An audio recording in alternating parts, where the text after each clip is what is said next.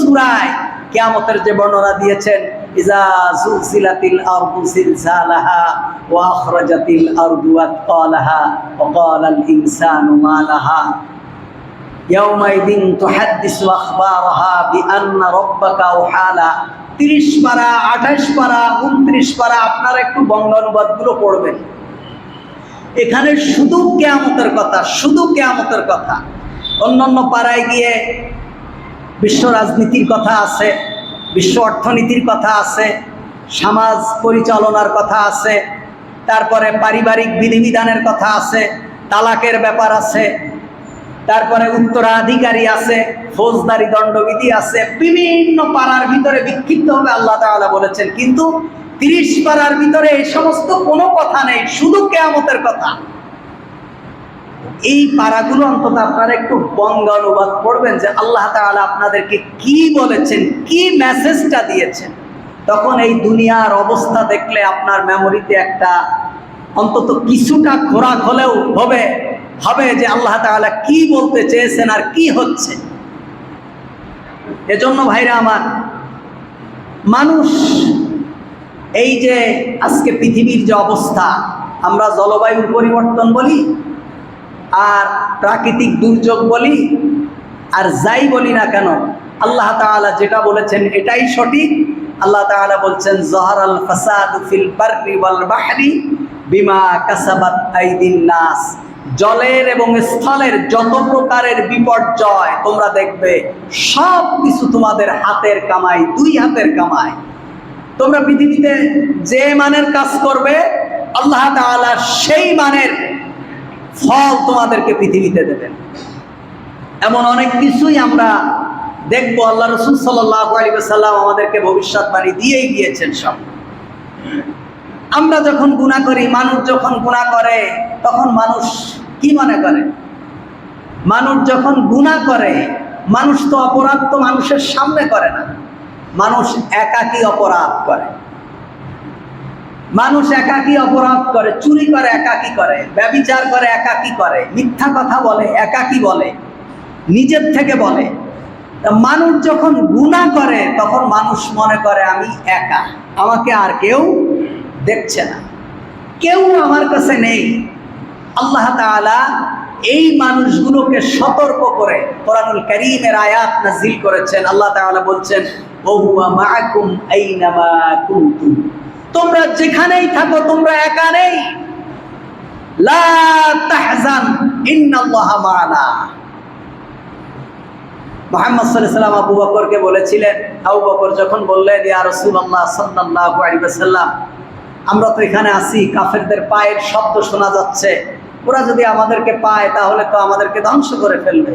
তখন আল্লাহ রাসূল সাল্লাল্লাহু আলাইহি ওয়াসাল্লামের উপর কোরআনের আয়াত নাযিল হলো।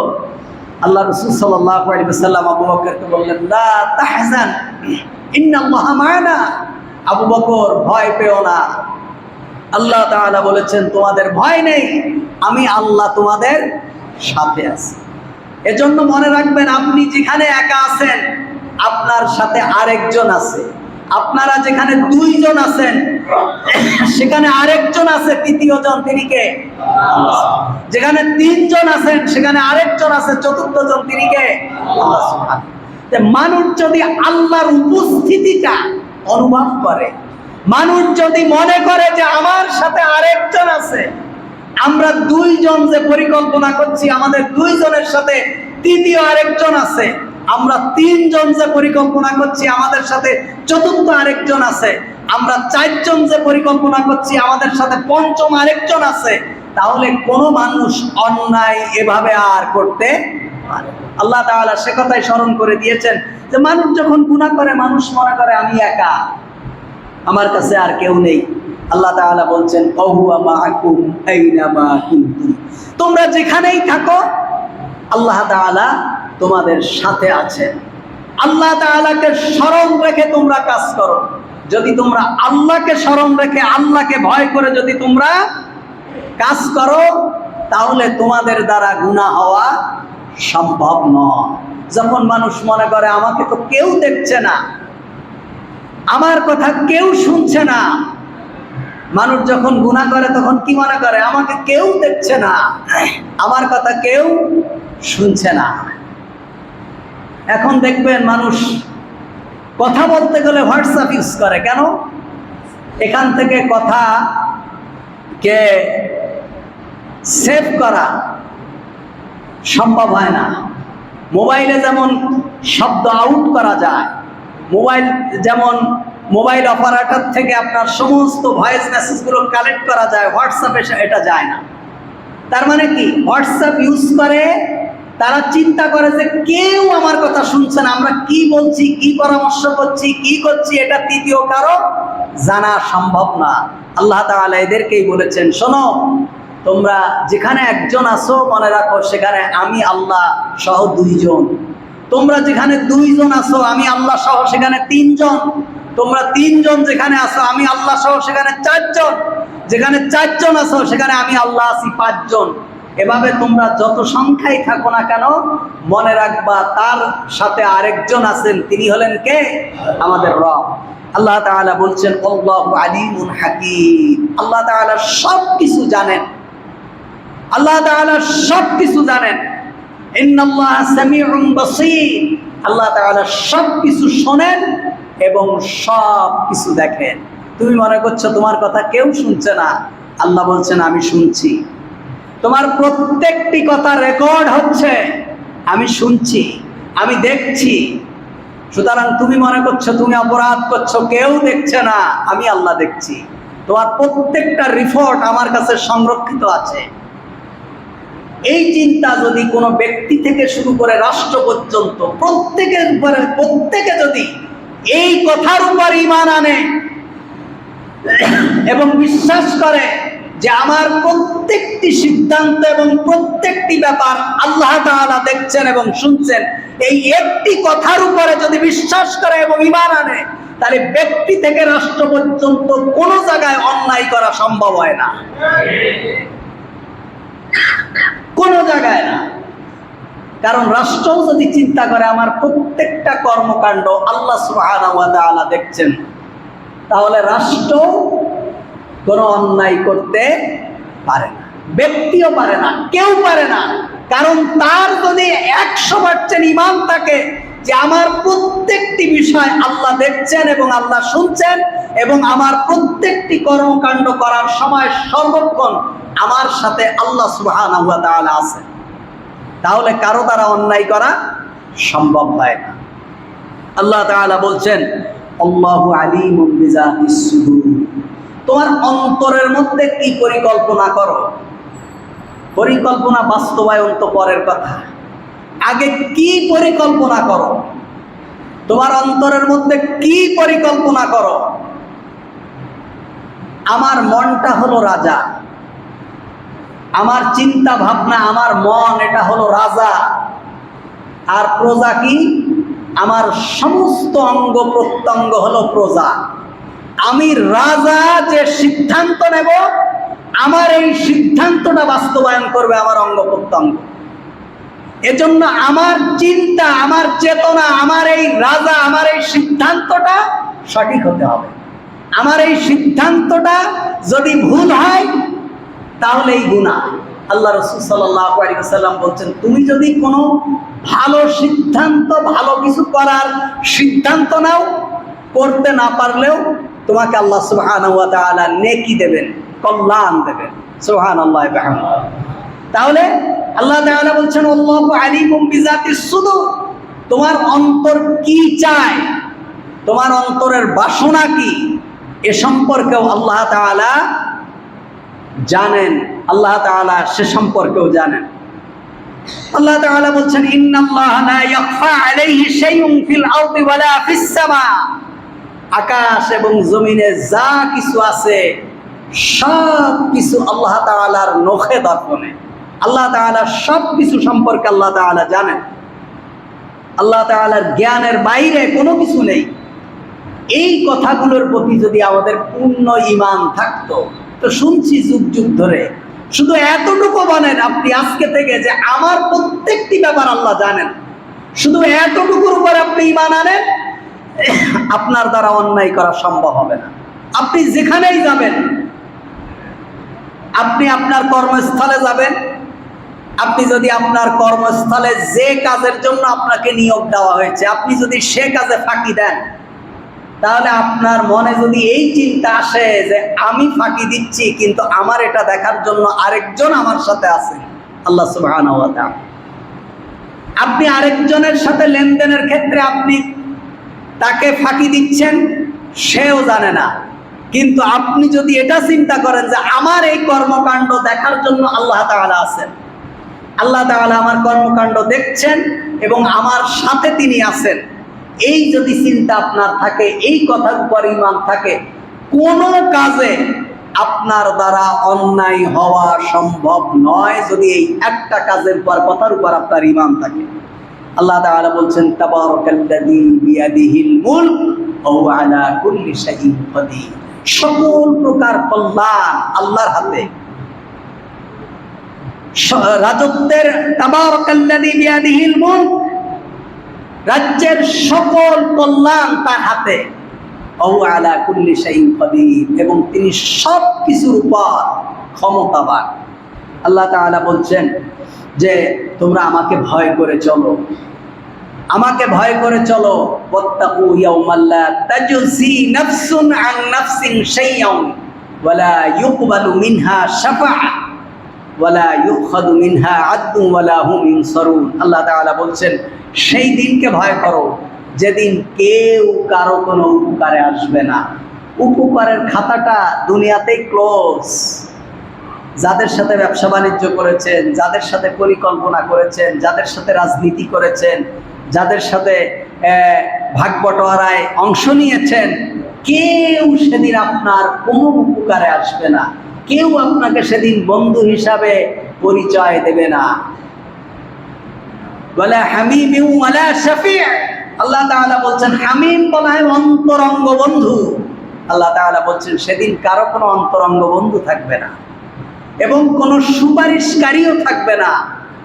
ওয়ালা শাফি'উন ইউতা', যার সুপারিশকে সেদিন কবুল করা হবে, যার সুপারিশকে সেদিন কবুল করা হবে এমন কোনো সুপারিশকারীও থাকবে না। আল্লাহ তাআলা বলছেন সেই দিনকে ভয় করো। সুতরাং ভাইরা আমার, মানুষ ভুলেই গেছে যে সে মানুষ,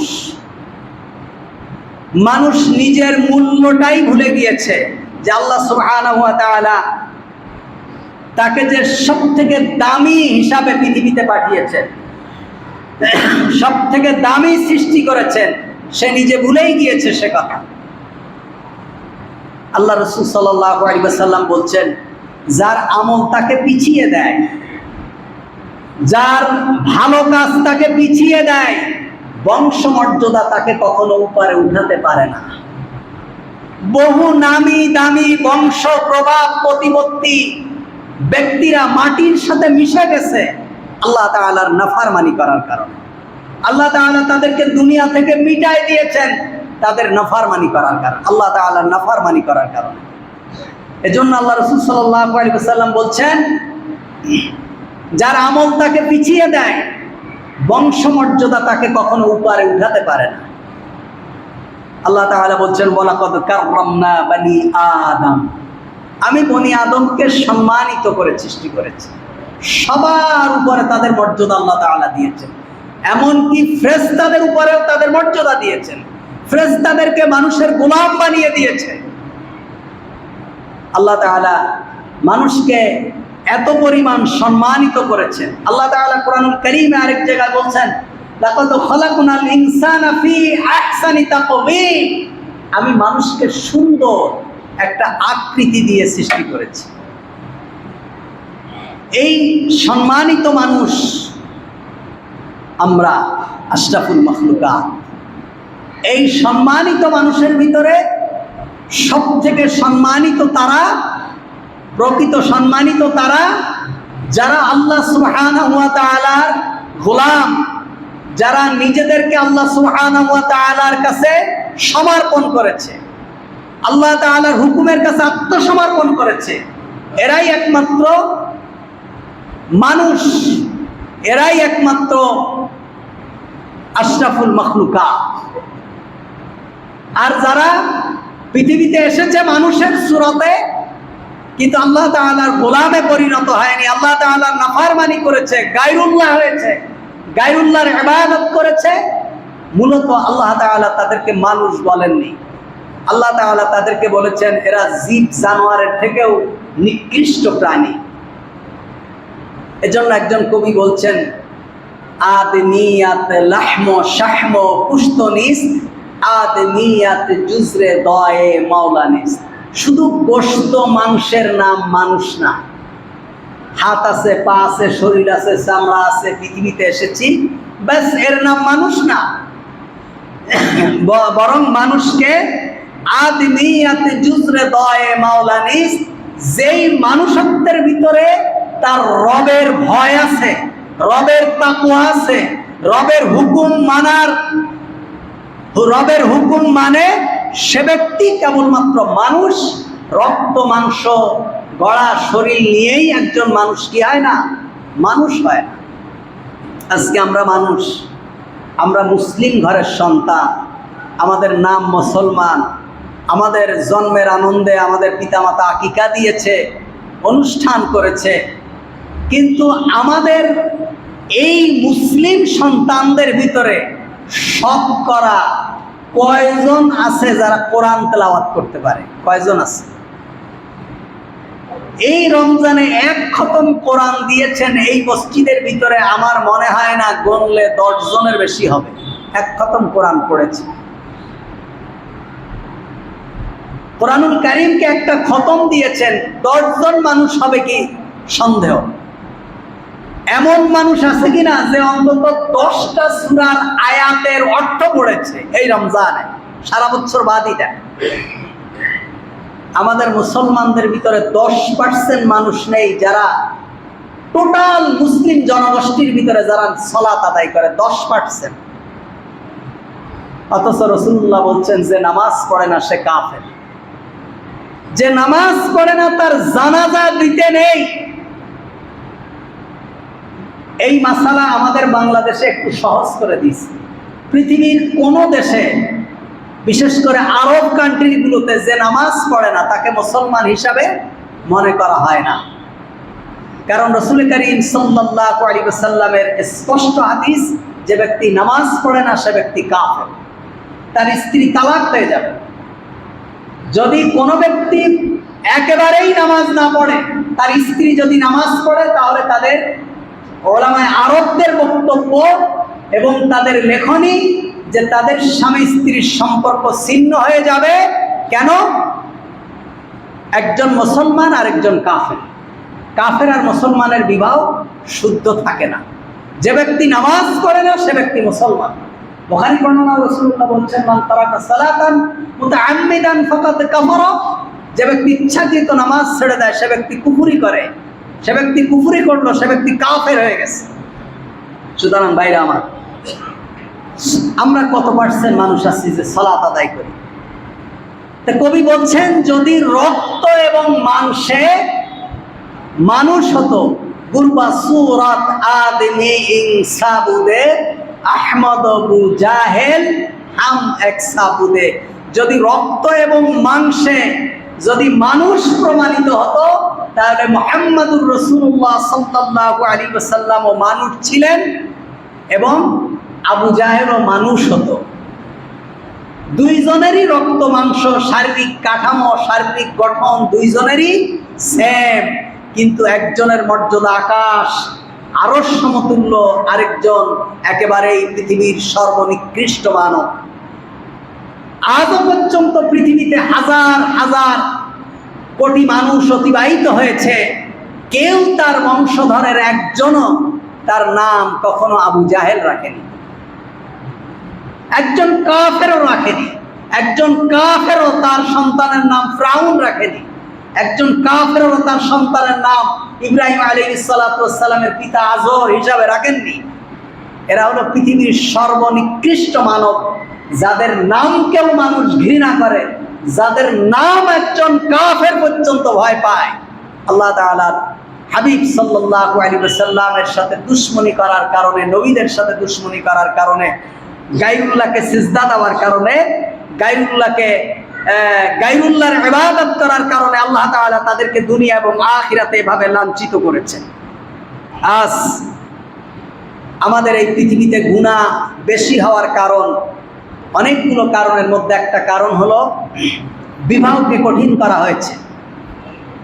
বিবাহকে কঠিন করা হয়েছে, জিনা ব্যভিচারকে সহজ করা হয়েছে সমাজে। একটা 10 বছর 12 বছরের সন্তান, আমার আপনার ছেলে, আমার আপনার ভাই লিভ টুগেদার করছে, তারা ব্যভিচার করছে, তারা অবৈধভাবে হোটেলে ধরা খাচ্ছে, তারা পার্ক, বিভিন্ন বিনোদন কেন্দ্রগুলোতে বেহায়াপনা করছে। তাতে সরকার এবং আমাদের সামাজিক ভাবে কোনো প্রতিরোধ নেই, কোনো সমস্যা নেই। মনে হয় যেন এটা কোনো গুনাই হচ্ছে না, বিয়ের আগে এটা কোনো গুনাই না। অথচ সরকারি আইন হলো 18 বছরের আগে বিবাহ করা যাবে না। 18 বছরের আগে যদি কাউকে বিবাহ পড়ায়, যেই হুজুর পড়াবে সেই হুজুরের ওজের। হয়েছে না হয়নি? তার মানে হলো ব্যক্তি থেকে শুরু করে, পরিবার থেকে শুরু করে রাষ্ট্র পর্যন্ত বিবাহকে কঠিন করা হয়েছে, ব্যভিচারকে সহজ করে দেওয়া হয়েছে। ব্যভিচারকে সহজ করে দেওয়া হয়েছে। আজকে কত ধরনের অন্যায় হচ্ছে। আজকে আমরা আমাদের সন্তানদেরকে বিবাহ দিচ্ছি না। কেন দিচ্ছি না? ছেলে প্রতিষ্ঠিত হোক। ছেলে অন্যায় করছে অহরহ, বাবা বলছে এগুলোতে এই বয়সে করেই থাকে, এগুলো হয়েই থাকে, আমরাও করেছি। বাপ নিজে সাক্ষী দিচ্ছে, আমরাও করেছি। আস্তাগফিরুল্লাহিল আযীম। এজন্য বিবাহকে রাসূলুল্লাহ সাল্লাল্লাহু আলাইহি ওয়াসাল্লাম সহজ করেছেন। মাত্র 2টো কথার মাধ্যমে 2 জন সাক্ষী মোহরানা ধার্য করে বিবাহ দিয়ে দাও। যদি মোহরানা ধার্য নাও করে, বিবাহ সহি হয়ে যাবে। মোহরে মিসাল দিতে হবে। কেমন মিসাল? তার পরিবারের ভিতরে কত টাকা মোহরানা দিয়েছে সেই অনুযায়ী মোহরানা দিয়ে দিতে হবে। বিবাহকে সহজ করা হয়েছে।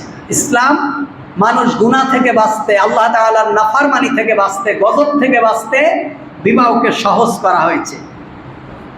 আজ এই বিবাহকে কঠিন করা হয়েছে এবং যার কারণে মানুষ গুনাহ করছে।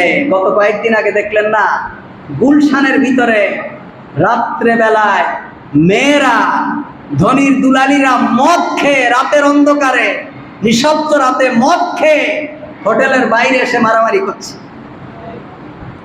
চুল ছেঁড়াছড়ি, কেউ কারো কাপড় খুলে ফেলছে মাতলামি করে। কার সন্তান? এই সমস্ত পিতামাতারা মসজিদের ইমামদের সবক শিখায়। এরা টেলিভিশনের পর্দায় যার মেয়েরা মদ খেয়ে উলঙ্গ হয়ে নাচে, যার সন্তানেরা রাতের বেলায় হোটেলে ধরা খায়, যারা পরকিয়া করে, যারা নারী লোভী, এরাই মসজিদের ইমামদের বিরুদ্ধে ফতোয়া দেয় যে আমরা নারীদেরকে গৃহবন্দী করার কথা বলি, আমরা নারীদের অধিকার হরণ করি, আমরা বাল্য বিবাহের পক্ষে কথা বলি। এরা আমাদেরকে সবক শিখায়। যাদের চরিত্র নেই, যাদের পিতামাতার পরিচয় নেই, যাদের শরীরের মাথা থেকে পা পর্যন্ত সবটুকু হারাম, এরা আমাদেরকে সবক শিখায়। লজ্জিত, ঘৃণিত এই সমাজের মানুষের উপর যারা আমাদেরকে সবক শিখায়। আপনি বলবেন কেন আপনাদেরকে কি সবক শিখানো যাবে না? হ্যাঁ, আমাদেরকে সবক শিখাতে হলে আমাদের লেভেলের একজন মানুষকে এসে সবক শিখাতে হবে। আমি পড়ি ক্লাস 10-এ, ক্লাস 5-এর ছেলে কি আমারে প্রাইভেট পড়াতে পারবে? আমাকে প্রাইভেট পড়াতে গেলে কমপক্ষে একটা অনার্সের একটা ছাত্র হতে হবে, আমার থেকে ভালো মেধা সম্পন্ন হতে হবে, আমার থেকে ভালো পড়ায়, অঙ্কে, বিজ্ঞানে, দর্শনে, সাধারণ জ্ঞানে আমার থেকে বেশি বোঝে এমন একজন হতে হবে। সুতরাং এরা মূলত এদের কথা বলে না, এরা অন্য কারো কথা তারা বলে যাচ্ছে। আজকে পৃথিবীর বহু দেশে সমকামিতা হচ্ছে, বিবাহকে কঠিন করে সমকামিতা হচ্ছে, এবং এই সমকামিতার জন্য আজকে বিভিন্ন ধরনের সেক্সুয়াল যে জিনিসগুলো অনলাইনে বিক্রি হচ্ছে, এগুলো আমরা মসজিদে বললে আপনারা মনে করছেন, মাহফিলে বললে যে আমাদের ছোট ছেলেরা আছে, ভাইরা আছে। ওরে ভাই, আপনি যা 60 বছরে বুঝেছেন, আপনার নাতিটা 6 বছরে বোঝে। আপনি মনে করছেন ওরা ছোট? ওরা এগুলো কেনার জন্য অভ্যস্ত হয়ে গিয়েছে, আপনি হয়তো জানেনই না তারা এগুলো ব্যবহার করছে কিনা। কত ধরনের যন্ত্র তৈরি হয়ে গেছে, নিজে নিজে সব করবে, আল্লাহ তাআলার দেওয়ার কোনো কিছুর দরকার নেই। এই সমকামিতা আমাদের পার্শ্ববর্তী দেশ ভারতে পর্যন্ত রাষ্ট্রীয়ভাবে স্বীকৃত, পৃথিবীর বহু দেশে সমকামিতা স্বীকৃত। এই সমকামিতাকে বৈধতা দেওয়ার জন্য বিরাট চক্রান্ত এবং এনজিও কাজ করছে আমাদের দেশে। আপনারা তো ঘুমায় আছেন, আপনাদের কোনো ধারণাই নেই যে আগামী প্রজন্ম কোন জাহান্নামের দিকে প্রতি মুহূর্তে ধাবিত হচ্ছে, আপনারা জানেনই না। পৃথিবীর সব থেকে নিকৃষ্ট প্রাণী শুয়োর এবং কুকুরের মতো যারা সমকামী নয়, পৃথিবীর কোন নিকৃষ্ট প্রাণী সমকামী নয়, অথচ আল্লাহ তাআলা যাদেরকে বলেছেন ওয়ালাকাদ কাররামনা বানি আদম, পৃথিবীর সব থেকে শ্রেষ্ঠ এবং সম্মানিত করে মানুষকে সৃষ্টি করেছি, এই মানুষ আজকে সমকামী। মানুষ আজকে সমকামীর দিকে আগাচ্ছে। আজকে দেখেন আমাদের দেশে জেন্ডার হলো তিনটা, একটা হলো মেল, একটা হলো ফিমেল, একটা হলো থার্ড জেন্ডার। এর তিনটা হলো রাষ্ট্রীয়ভাবে স্বীকৃত, পুরুষ, মহিলা এবং হিজলা। হিজলা জনগোষ্ঠী রাষ্ট্রীয়ভাবে স্বীকৃত। হিজলা জনগোষ্ঠী আমাদের দেশে চেয়ারম্যান হয়েছে নজরুল ইসলাম ঋতু, সে চেয়ারম্যানই করছে। আরেকজন তো এবার এক বাঘা নেতার সাথে এমপি নির্বাচন করেছে রংপুরে। আমাদের কোনো অভিযোগ নেই, আল্লাহ তাআলা তাদেরকে যা বানিয়েছেন এটা আল্লাহ তাআলার সৃষ্টি, আল্লাহ তাআলা বানিয়েছেন, এদের ব্যাপারে আমাদের কোনো বক্তব্য নেই। তবে এতটুকু বক্তব্য, যদি সে পুরুষ হয়, তার অধিকাংশ সিম্পেথি যদি পুরুষের মতো হয়, তাহলে ইসলাম বলছে তাকে পুরুষ হিসাবে গণ্য করো। আর যদি তার অধিকাংশ মেয়েদের মতো হয়, তাহলে তাকে মেয়ের মধ্যে গণ্য করো। ব্যাস এতটুকুই। কিন্তু ইসলামী বিধিবিধানের ক্ষেত্রে, উত্তরাধিকারী আইনের ক্ষেত্রে, সর্বক্ষেত্রে যদি তাকে পুরুষের দিকে গণ্য করা হয়, তাহলে পুরুষ হিসাবে তাকে বন্টন নীতি করতে হবে। যদি মেয়েদের মতো তার বেশি থাকে, তাহলে তার মেয়ে হিসাবে গণ্য করতে হবে। এটা ইসলাম। কিন্তু আরেকটি নতুন এখন বের হয়েছে, সেটা হলো ট্রান্সজেন্ডার। বোঝেন কি ট্রান্সজেন্ডার? আপনি 10 বছর, 12 বছর, 14 বছর, 15 বছর আপনার বয়স, 18 বছর, 20 বছর বয়স, আপনি রাত্রে ঘুমাইছেন কম্বল গায়ে দিয়ে, সকালবেলা উঠে আপনি বলছেন যে আমার এখন আর হাবিবের মতো চলাফেরা করতে ইচ্ছা করে না, আমার এখন হাবিবার মতো হতে মন চায়।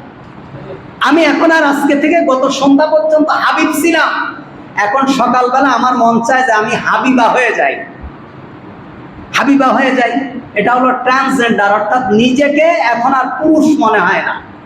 রাত্রে ছিল সে আরেকজনের বউ, সকালবেলা সে উঠে বলছে আমি আর এখন তোমার বউ নেই, এখন আমার মনে হচ্ছে আমি নিজেই স্বামী হয়ে গেছি, আমার এখন পুরুষ হিসাবে চলাফেরা করতে মন চায়। তাহলে কি করতে হবে? পুরুষের মতো প্যান্ট পরো, পুরুষের মতো শার্ট গায়ে দাও, পুরুষের মতো চুল কাটো, পুরুষের মতো চলো, ব্যাস। এটা হলো ট্রান্সজেন্ডার, মানে জেন্ডার চেঞ্জ করা। আমার এখন আর ভালো লাগে না পুরুষের মতো থাকতে, আমি এখন মহিলাদের মতো হয়ে যাব। আমার এখন মহিলার মতো থাকতে মন চায় না, আমি এখন পুরুষের মতো হয়ে যাব।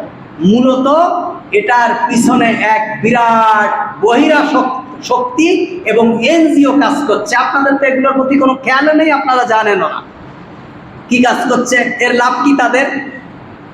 এই মুসলিম সমাজে, যেই দেশে 4.5 লক্ষের উপরে মসজিদে আযান হচ্ছে, যেখানে প্রতি শুক্রবারে ইমাম খুতবা দিচ্ছে, চারদিক থেকে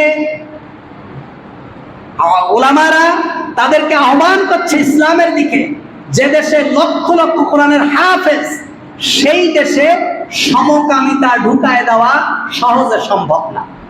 যেই দেশের সমাজের ভিতরে, পরিবারের ভিতরে সমকামিতা ঢুকায় দেওয়া সম্ভব না, ট্রান্সজেন্ডারের মাধ্যমে সমকামিতা ঢুকায় দিতে পারবে। এটা কিভাবে? এটা কিভাবে সম্ভব? এটা সম্ভব, এবার আপনি বলছেন এটা কিভাবে সম্ভব। একজন মেয়ে সে সমকামী, একজন মেয়ে সমকামী, তার বয়স 18 বছর, 20 বছর, সে তার বান্ধবীর সাথে সমকামিতা করে, সকালবেলা সে ঘুম থেকে উঠে বলল যে আমার এখন আর মেয়ে হিসাবে থাকতে ভালো লাগে না, আমি এখন মনে হয় আমি পুরুষ হয়ে গেছি, আমার পুরুষ পুরুষ ভালো লাগে। তাহলে কি করতে হবে? পুরুষ পুরুষ যদি ভালো লাগে তাহলে মাথার চুল কেটে ফেলো, প্যান্ট পরো, শার্ট গায়ে দাও। তা যেহেতু আমার এখন আর মেয়ে হিসাবে ভালো লাগে না, আমার এখন মনে হয় আমি পুরুষ পুরুষ হয়ে গেছি, তাহলে আসলে কি বলেন? আসলে কি? মেয়ে। তাহলে এ যখন এখন ট্রান্সজেন্ডার হয়ে গেছে, হয়ে গেল কি? পুরুষ। এখন পুরুষ হয়ে ওর যে বান্ধবী, সেই বান্ধবীর সাথে বিয়ে করে যদি রাত্রে এক জায়গায় ঘুমায়, দুইজনের কি আলাদা না সবকিছু এক? এই সমকামিতা যাতে একেবারে প্রকাশ্যভাবে করতে পারে, এই কারণে এখন ওই মেয়ে মেয়ে বিবাহ করলে যায়। গত 2 দিন আগে 3 দিন আগে টেলিভিশনের সংবাদ আপনারা কালবেলা মনে হয় আপনারা দেখেছেন অনলাইনে, এই দিককার সিলেটের এক মেয়ে খুলনার ওইদিকে এক মেয়ের সাথে মানে তার টিকটকের মধ্যে পরিচয় হয়েছে, সারা দুনিয়া তোড়পাড় হয়ে গেছে। রিসেন্টলির খবর, সে আরেক মেয়েকে বিবাহ করার জন্য চলে গেছে খুলনায়, যে বলছে তাকে না পাইলে আমি মরে যাব। সাংবাদিকরা সব ধরে বসে আছে, এরও শাড়ি পরা, ওরও শাড়ি পরা। ইতিপূর্বেও এমন ঘটনা ঘটেছে এই বাংলাদেশে, যেই দেশে আপনাদের বক্তব্য 360 আউলিয়া এসে দেশে ইসলাম প্রচার করেছে। এই ট্রান্সজেন্ডার শরীফ থেকে শরীফা, একেবারে স্কুল থেকে শুরু করে ইউনিভার্সিটি পর্যন্ত, একেবারে রুট লেভেল থেকে শুরু করে সমস্ত মিডিয়া, পত্রিকা, টেলিভিশন পর্যন্ত, একজন আছে না হিতুমিন ইসলাম, হিতুমিন তো নাম কি, হসিমিন ইসলাম, এগুলো সার্চ দেবে, শুধু টিকটক আর এই গান দেখেন না, হসিমিন ইসলাম দেখবেন। ট্রান্সজেন্ডার এনজিও এদের পিছনে কাজ করছে। আরেকজন দেখলাম যে জিব্রান, সে ভারতে গিয়ে লিঙ্গ চেঞ্জ করেছে, 15 লক্ষ টাকা খরচ করে। দেখবেন ইউটিউবে আছে, টেলিভিশনের সাক্ষাৎকারে আছে। আমি কোনোটা একেবারে রুট লেভেলের কথা বলছি না, দেশের সর্বোচ্চ মিডিয়া যেগুলো কভার করে সেখান থেকে বলছি। আমাদের সমাজ, আমরা ঘুমায় আছি। আজকে এই সমকামিতাকে বৈধতা দেওয়ার জন্য ছেলে মেয়ে হচ্ছে, রাত মেয়ে ঘুমাইছে, সকালে উঠে বলছে আমার এখন মনে হচ্ছে আমি যেন ছেলে ছেলে ভাব লাগছে আমাকে। ব্যাস, ছেলে ছেলে ভাব লাগলে কি হবে? তাহলে এখন ছেলে হও। আর ছেলের যদি মেয়ে মেয়ে হতে চায় তাহলে কি হবে? সকালবেলা উঠে শাড়ি পরবে, লিপস্টিক দেবে, কপালে টিপ দেবে। এখন ছেলে বিয়ে হবে কার সাথে? আরেক মেয়ের সাথে। তা ও তো নিজেই মেয়ে, ও তো ছেলে হতে মন চেয়েছে, ও তো ছেলে হয়নি। তাহলে ওই মেয়ে যখন ছেলে হয়েছে, এই ছেলের সাথে আরেক মেয়ের বিয়ে হচ্ছে, 2জন মেয়ে, কি হচ্ছে? সমকামিতা হচ্ছে। বাংলাদেশের মোস্ট ওয়ান্টেড কিছু এনজিও আছে যারা লক্ষ লক্ষ টাকা খরচ করে ইলেকট্রনিক্স মিডিয়া, প্রিন্টস মিডিয়া সহ সব জায়গায় একবার রাষ্ট্রীয় পর্যায় পর্যন্ত থার্ড জেন্ডারের পরে এদেরকে এখন বৈধতা দেওয়ার জন্য বহু চেষ্টা করা হচ্ছে। কিন্তু আমরা ঘুমায় আছি। যারা ট্রান্সজেন্ডার এরা জাহান্নামী। এরা কি? জাহান্নামী। রাসূলুল্লাহ সাল্লাল্লাহু আলাইহি ওয়াসাল্লাম বলেছেন, লা'নাল্লাহুল মুতাশাব্বিহিনা বির-রিজালি বিন-নিসা ওয়াল মুতাশাব্বিহাতু মিনান-নিসাই বির-রিজাল। আল্লাহ রাসূল বলছেন, যেই পুরুষ নারীর রূপ ধারণ করে আর যেই নারী পুরুষের রূপ ধারণ করে তারা জাহান্নামী। আপনি পুরুষ হয়ে হাতের মধ্যে বালা পরবেন, গলার মধ্যে চেন পরবেন, কানের মধ্যে দুল পরবেন, চুল কতগুলো রেখে পিছন দিয়ে বেনি পরবেন, 3 পিস পরবেন, আপনি হাঁটবেন, আপনি বলবেন যে আপনি জাহান্নামী। আপনি জাহান্নামী। আপনি নামাজ পড়লেও আপনি জাহান্নামী। আপনি বাইতুল্লাহ গেলেও আপনি জাহান্নামী। আপনি কোরআন পড়লেও আপনি জাহান্নামী। আর আপনি মেয়ে, আপনি সমান অধিকারের নামে প্যান্ট পরে, শার্ট পরে, তারপরে হলে মাথায় ক্যাপ দিয়ে, তারপরে জ্যাকসন মডার্নের চুল কেটে আপনি একেবারে পুরুষের বেশ ধরে চলাফেরা করবেন। আপনি আরো নিজেকে গর্ব মনে করেন যে এই সমাজের অবস্থা আমরা পরিবর্তন করে ফেলেছি, এই সমাজ আমরা বিপ্লব ঘটিয়েছি। আপনি জাহান্নামী। আল্লাহ রাসূল সাল্লাল্লাহু আলাইহি ওয়াসাল্লাম বলছেন, আল্লাহ তাআলা বলছেন, লা তাবদীলা লিখালকিল্লাহ, আল্লাহর সৃষ্টির মধ্যে কোনো পরিবর্তন করা যাবে না। আল্লাহ তাআলা যা দিয়েছেন। আজকে বিশ্বজুড়ে মুসলমান নিধনের ষড়যন্ত্র চলছে। গোটা বিশ্ব জুড়ে মুসলমান নিধনের ষড়যন্ত্র চলছে। মুসলমানদের বিরুদ্ধে চারিদিক থেকে আক্রমণ হচ্ছে ইসলাম এবং মুসলমানদের বিরুদ্ধে। কিন্তু কিছু মূর্খ আলেম আছে যাদের কারণে আজকে বহু নামাজি নামাজ ছেড়ে দিয়েছে, যাদের কারণে আজকে অনেক মুসলমান অমুসলিম হয়েছে, যাদের কারণে অনেক মুসলমান আজকে নাস্তিক হয়েছে, অনেক তার দিন থেকে বিচ্যুত হয়েছে এই মূর্খ আলেমদের কারণে।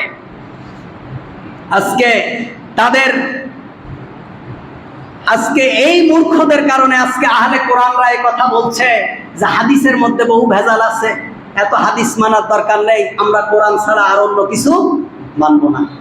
আহলে কোরআনরা পর্যন্ত এই মূর্খ মৌলবীদের উদাহরণ দিচ্ছে। আজকে কাজ কি? চারিদিকে দেখবেন শুধু বহাস আর বহাস, মূর্খ মৌলবীদের বহাস। কি বহাস? তারাবির নামাজ কয় রাকাত? বহাস হবে। হয়েছে না কয়েকদিন আগে একটা? তারাবির নামাজ কয় রাকাত? কিন্তু তারাবির নামাজের কোয়ালিটি কেমন হবে এটা নিয়ে কোনো বহাস আছে? মুহাম্মদুর রাসূলুল্লাহ সাল্লাল্লাহু আলাইহি ওয়াসাল্লাম আমাদেরকে রাকাত শিখাননি, আমাদেরকে কোয়ালিটি শিখিয়েছেন। রাসূল সাল্লাল্লাহু আলাইহি ওয়াসাল্লাম এবং তার সাহাবীরা নামাজে দাঁড়াতেন, পা ফুলে যেত। 5 ঘন্টা 6 ঘন্টা পর্যন্ত একাধারে নামাজে দণ্ডায়মান থাকতেন, সারা রাত নামাজে কাটিয়ে দিতেন। রাকাতের হিসাব করেননি। আমাদের রাকাত কয়টা? কয় রাকাত নামাজ? কিন্তু এর কোয়ালিটি নেই। আমিন জোরে হবে না আস্তে হবে? অথচ এই আমিন বলার আগে সূরা ফাতিহাটা সহি আছে কিনা, সূরা ফাতিহাটা সহি করে পড়তে পারে কিনা, এই ব্যাপারে কোনো বহস নেই।